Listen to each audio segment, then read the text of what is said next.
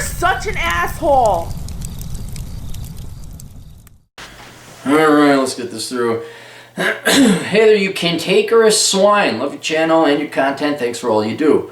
My question is this: how do I decide between two different options? Start a side business, which eventually becomes a full-time job, or continue my full-time job earning $150,000 a year? Alright, we do both. Gee, Clary, how do you do it? Because I did a full-time job and then I worked on side gigs. I did both. Aaron, how do you stay in physical shape and get the girls and make money at the same time? Both. How do you exceed beyond the average person? I thought I just worked 40 hours a week, and that's how greatness is achieved. Both. You do both. It's called the two-prong approach. Now, as we go read through this, you will present me an unrealistic scenario where you say, well, I work full-time and change now, my full-time job, but to get this part-time, to get my gig up off the ground, I got to work 70 hours a week. No, you don't. There's usually a way to figure out whether your business idea or your business will work, testing the critical business lines, critical paths of your business idea. We don't do the drop my six-figure and change job to gamble on a business idea that may or may not work. Right? So you're going to have your daytime, just as a general policy, you have your daytime gig, and if you wish to be superior, not a normie, conformer, or inferior, you have your daytime gig, and then you work your other part-time gig, and you're always tinkering, trial and erroring in your garage, on your computer, on your book, on your side gig, whatever it is. But you don't sacrifice the main engine that provides for your food, clothing, and shelter. Okay? And yes, that means you're going to sacrifice in your social life in other areas. Right? That's, you put in an exceptional amount of time to get an exceptional amount of results. And then people are like, well, we can't just be like, oh, lucky you. Yeah, luck. Wasn't working 80 hours a week, was it? It was all luck. And then you get to make fun of those people who just, well, we can't all be like you. Yes, you can. As a software engineer working from home, you make six figures and change as a software engineer working from home. Can probably get to 200,000 within a few years. I love my job and I'm good at it. It allows me to travel while working, generally have a lot of free time and flexible schedule. Well, fuck, that. What do you think working your own gig is? You have your own gig. This is no different than you being self-employed, and digitally as well. You have all the benefits of self-employment. You don't have to go start another career now. I'm recommending you do, because you don't control this. So you want to start your own business so you're in command and you have a diversified revenue stream. But why would you go and give up this job to go pursue something full-time rather, that you don't know is going to work or not? To have the same thing. Currently saving at least 50% of my income, investing about $20,000 a year in stocks and bonds. I live simply and enjoy minimalism. No interest in conspicuous consumption. If you're a minimalist, then what do you need more money for? Your goal right now should be banking as much money away as possible, which you're doing, getting yourself a piece of property or house that you can pay cash for, never have to pay rent again, minimizing your expenses so you can retire early if you want.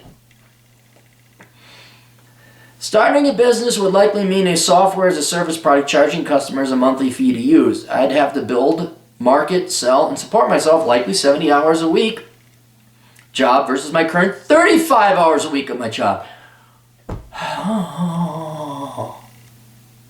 Nobody listens. The reason you go to school so that you're paid a high wage is not to make a high wage. It is because that wage you are paid allows you to work less hours that is needed to support yourself, allowing more free time to live your life freely, right? It is not a dick comparing contest. That is not your wage, right? Your wage is a number as to how much of other people's time you command through 1 hour of your time. So in 1 hour, you now have $135, or I'm sorry, 150, what is that? No, that's $75 an hour. Whatever, it doesn't matter. Let's make it $100 an hour to be simple. If you work up and you make yourself $100 an hour, you now have you can command $100 worth of other people's time and labor. Depends on their labor, what specialized it is. If it's a surgeon, you got to get 20 minutes. If it's your average liberal arts major, you can hire 10 hours of somebody to, I don't know, be a nanny, wash your clothes, shop for you.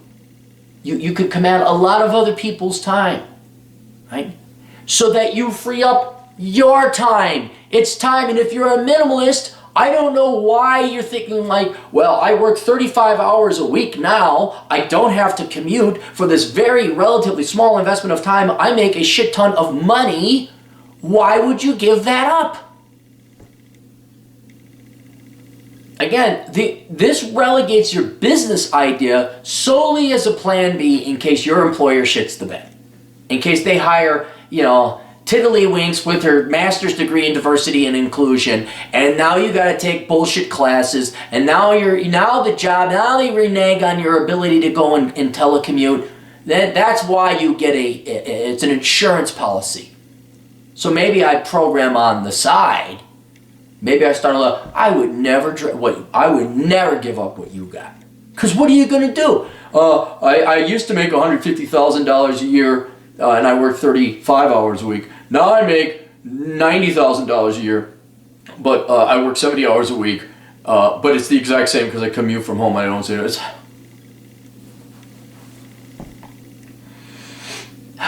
Obviously, there's more uncertainty in the lifetime earnings picture of starting a business route. I'm thinking of other factors like overall happiness, freedom, ability to walk away at any point from a shitty job, etc. You have $120,000 saved up now, in case that makes a difference. Dude, all for you starting a business, not the expense of the job. It doesn't get any better. It does not get any. And you know what's let me explain to you. Here's what you're doing now at your job while sipping coffee in your pajamas. Here's what you're going to be doing, working, support yourself in your pajamas at home.